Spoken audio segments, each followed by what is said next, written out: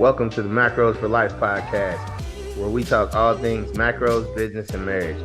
We're your hosts, Eve and Randall Guzman. Visit our website at www.gtransformationacademy.com, where you can download our free How to Track Macros guide. This guide has helped over 15,000 people start their macro tracking journey. What's up, guys? Welcome back to the Macros for Life podcast. Today, we're going to be talking about how to transition from calorie tracking to macro tracking.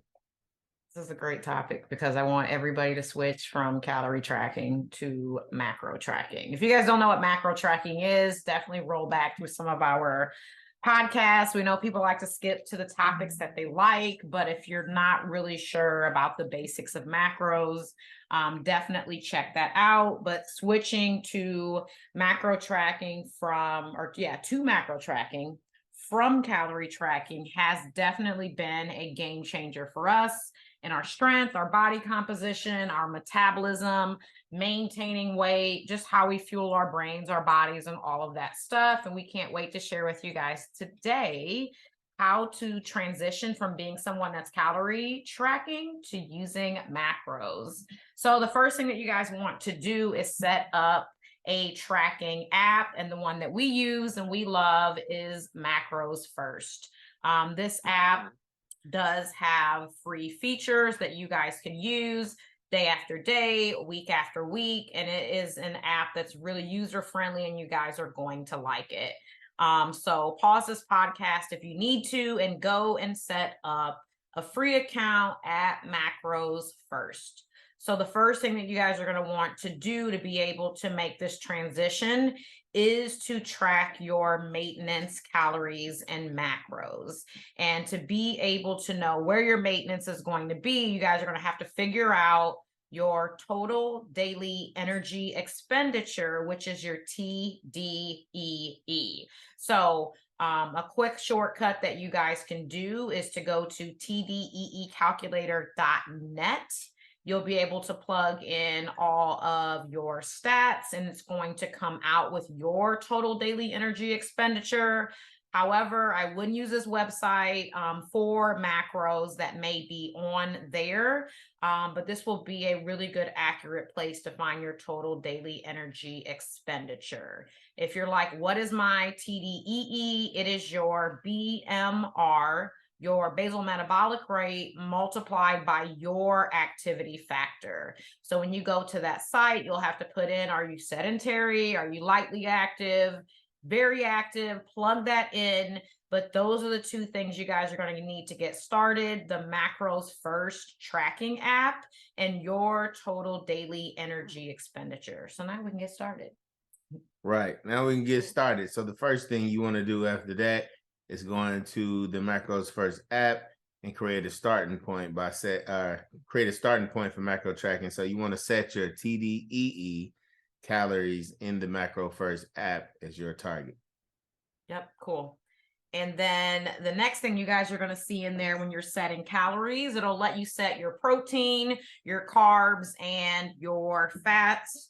For protein, we do recommend that you guys, if you are, I say you guys a lot, so don't come for me, but you guys, for women, we recommend 0.6 grams of protein per pound and up as a starting point, or 100 grams of protein minimum per day.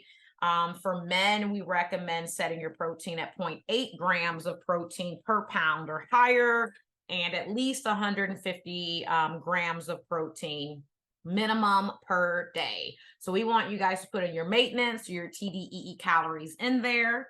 We want you to put your protein in there. And now we want you guys to start tracking in the app. So now you can become an experienced tracker and find out where your maintenance calories are by putting in that TDEE and then tracking your protein. When using the Macro First app, like she said, it's very user friendly.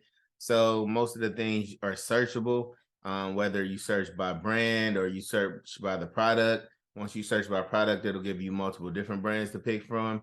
But just make sure you're paying attention to those macros on the nutrition label, so you're not picking one that doesn't actually match up. as far as the calories, the fats, the carbs, and the protein goes. Also, they have a scan the barcode feature where you can scan the barcode and it'll automatically input the numbers in for you. So that's very useful if you're eating anything out of a package. And then the thing that makes this app really cool as opposed to some of the others, if the product is not already in the database, once you scan it, it'll actually let you use your camera to scan the nutrition facts, and then it'll add that product to the database, not only for you, but for everybody else. Yeah, it's a game changer. I like it.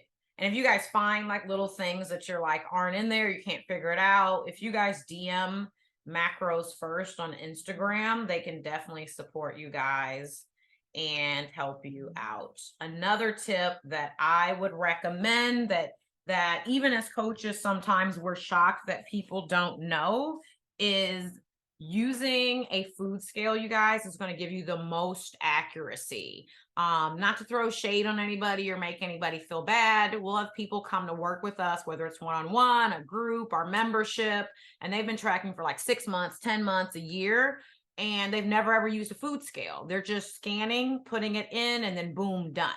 And you guys have to be aware of the fact that even though like something comes with 6 in a package, 4 in a package, 3 in a package, and you select one, it could be 50% bigger, 30% smaller, misshapen, whatever, or just to get the accuracy with the weight over using measuring cups and spoons and cups and things like that, you're going to get the most accuracy.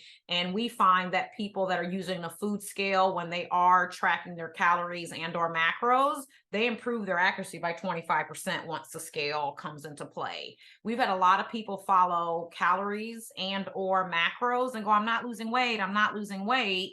Well, we found that they weren't truly in a deficit because all of their measurements of serving sizes were wrong because they didn't use a food scale. If you guys need help finding a really good, affordable food scales, we know a bunch of them that are like $8 to $10 a piece on Amazon. So just DM us on the Macros for Life podcast Instagram page, and we will hook you guys up and get you those links so that you can grab them. Other things to note are to track all snacks, even if you think certain snacks and beverages don't count, you should.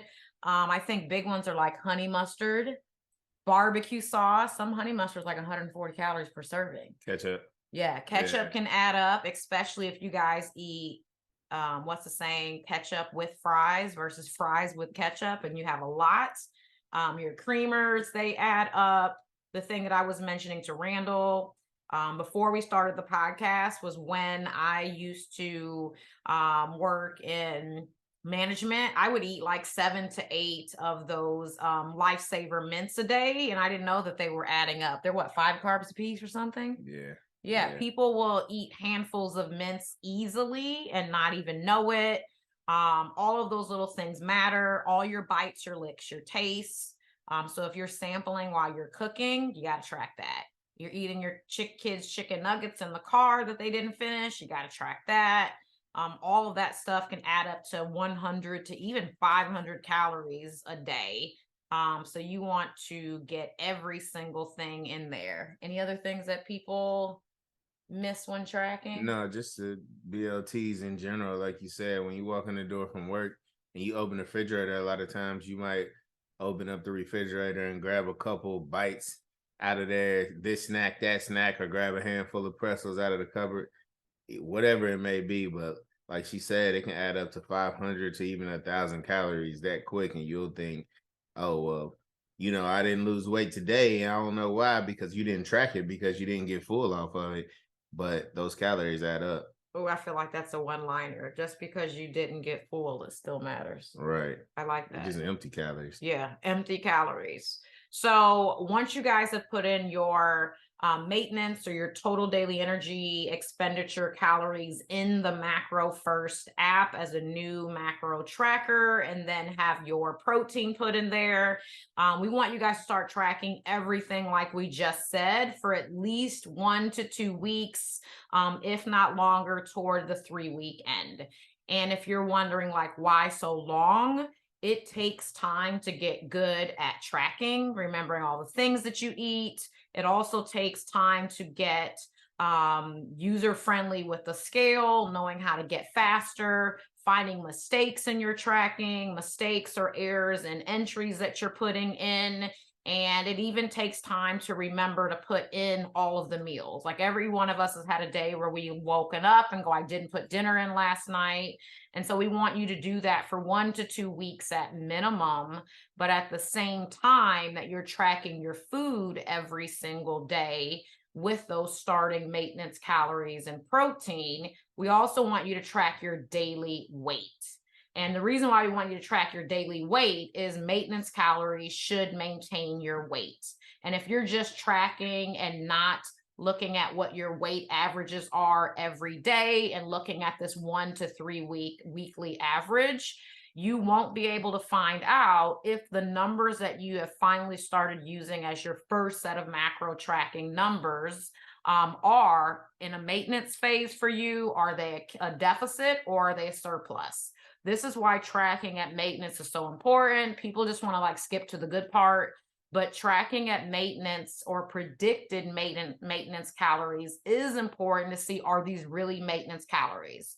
So over the last 1 to 3 weeks, did your weight maintain within, plus or 2 pounds? Or were you losing weight? If so, that means your maintenance calories weren't calculated correctly and your activity was probably more than you thought.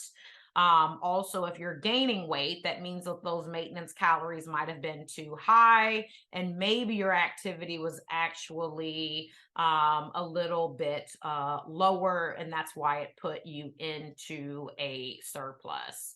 Do you feel like people don't want to do the maintenance tracking part? They just want to skip?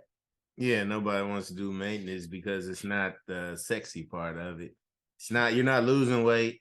So you're not slimming down if you're in maintenance most of the time, and you're not packing it on if your goal is to bulk up. So the maintenance part is kind of the boring part, but that's where you do the most of the work, because that's where you figure out where your baseline is, and that's how you alter and adjust to gain weight and put on muscle, or to lose weight and lose fat. So it's definitely necessary. And what you guys will also know, tracking in this maintenance time as your first time as a macro tracker, you will start to see your relationship with food show up. You will start to realize when you get hungry, what things make you full, what things don't fill you up enough, what times of the day you get cranky or kind of crabby because you're not eating as much food. You'll also become quickly aware while going through this like testing phase if you have been under eating protein. I think when I started macro tracking, I was eating 40% too low. What about you? Were you eating? I mean, you've always been a meat eater. Yeah, when I was even being a meat eater, I was still under eating protein, and I was overeating carbs and fat just because I wasn't paying attention to it.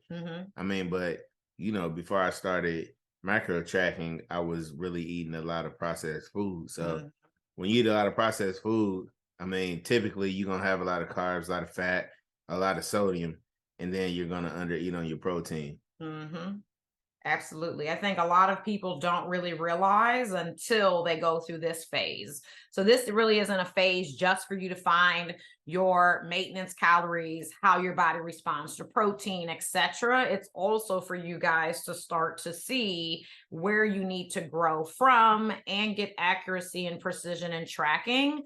So once you get to the next point where you're starting to set more of your carbs and your fats and make adjustments, it's going to make more sense for you guys. So after you've been tracking at your maintenance calories with this protein goal for your first time as a macro tracker for 1 to 3 weeks, and you find out, okay, are these calories making me maintain? Are these calories making me gain weight? And over 1 to 3 weeks time, it shouldn't be that much of a weight gain. You might see more like 3, 4, 5 pounds. Or are you losing? This will help you find out where your maintenance calories are. From this point, this is where you would be adjusting your calories up if you're wanting to bulk, if you're trying to put on lean mass, trying to gain more muscle, if you're someone that just wants to work on your body composition and you're really just wanting to get better at tracking macros and get more consistent in your fitness routine, you would stay right here, and these would be your maintenance calories and your protein goal to go after. But if you're someone that finds out that these are truly your maintenance calories, this is where you would then create a deficit from this point for you to go into a fat loss phase. We also have another podcast where we talk about creating your calorie deficit if you guys need help with that. From this point, you would be making your assessments and adjustments every couple of weeks with your calorie intake if you're someone that's in a deficit or if you're someone that's in a surplus. And this is something that you want to work on during this phase to get your accuracy and precision up. The next phase would be adding carbs and fats. This is something that we help you calculate in our intro to macros coaching course, where we go through the full rundown on how to set every single macro after you get through this starting point as a new macro tracker. As for what to eat, you guys know we pretty much preach 80-20. Because a lot of people start macro tracking and they go ahead and decide to just kind of eat whatever, fill their macros with whatever. And when they do a lot of processed food consumption with this new starting point that we helped you guys create, you might find it hard to hit your macros if you're not eating 80% clean and then having, 20% left over for like the fun stuff. For sure. Our calories are not created equally. Just because you can eat them and they'll add up to, hit your protein goal or your carb goal or your fat goal, that doesn't mean it's the right thing to be eating. You definitely want to stick to that 80% clean, which means that you'll probably be cooking close to 80% of your food, unless you're paying a meal prep company or someone like that. And then I would say make sure you check and validate those meals and make sure that they're divvied out correctly, because you don't want to be eating those meals thinking that you're about to make progress, and instead you end up regressing and you find out that they didn't actually calculate it correctly. So just make sure it's a reputable company and that your meals are actually divvied out correctly. But you want to go with that 80% clean. And like I said, you'll be cooking a lot of your food doing that. Most of those foods are going to be single ingredient foods. So even when you go to talking about your carbs, you're going to want to be doing rice, potatoes, more complex carbs, sweet potatoes. You don't want to be filling your macros with chips and things like that, or French fries. I mean, you want to do fruit, things like that are going to be clean and give you more bang for your buck, and it's going to give you more satiated feelings, making you feel more full. I liked how you said satiated. It was like, I'm sorry, y'all. Did y'all hear it? He said satiated. Because, rice and potatoes, once you eat those, they're going to make you they're going to be a lot more filling than eating a bag of chips on the side. Yeah, no one says I didn't get full off of chicken and a baked potato. Chips, right. Absolutely not getting full. Absolutely. And then you want to minimize processed foods. I'm not going to say processed foods are the devil, but processed foods most of the time just are not as nutritionally valuable as, the single ingredient food we listed before, like the rice, like the potatoes, things like that. All you got to do is compare the back of the bag to the nutrition facts of the complex carb, and then you'll see exactly what we're talking about. Absolutely. But you want to leave that 20%. You want to leave that 20% because you don't want to crash. So in that 20%, you may have, you can enjoy some of those processed foods. That's your fun time. You know what I mean? That's your time to balance everything out. That's your time to where you can actually so-called enjoy food. I just did the air quotes, but you know what I mean? Like, you can enjoy clean food. I feel like you can enjoy clean food too. But that 20% is to stick in all those things that you're not supposed to have on a daily basis in that 80%. Yeah.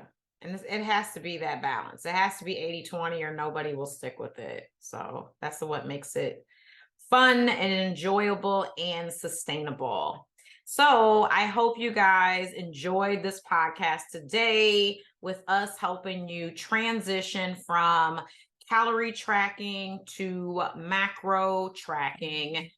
If you guys need a mini course where you walk through with me on video on how to calculate all the macros, protein, carbs, and fats, walk through me in a mini course on the theory behind macro tracking, how to do it, the benefits, tips, and tricks, on our website at www.gtransformationacademy.com. We do have a mini course called Intro to Macro Tracking that would be perfect for someone that is wanting to know how to calculate their macros and just get started. But that's it for today, you guys. Thanks for coming to the Macros for Life podcast. And we can't wait to see you guys on the next episode. Thanks for listening to our podcast today. Make sure you like, share, and tag us on Instagram. Also, subscribe to our channel so you don't miss future episodes. In the meantime, be healthy and get wealthy.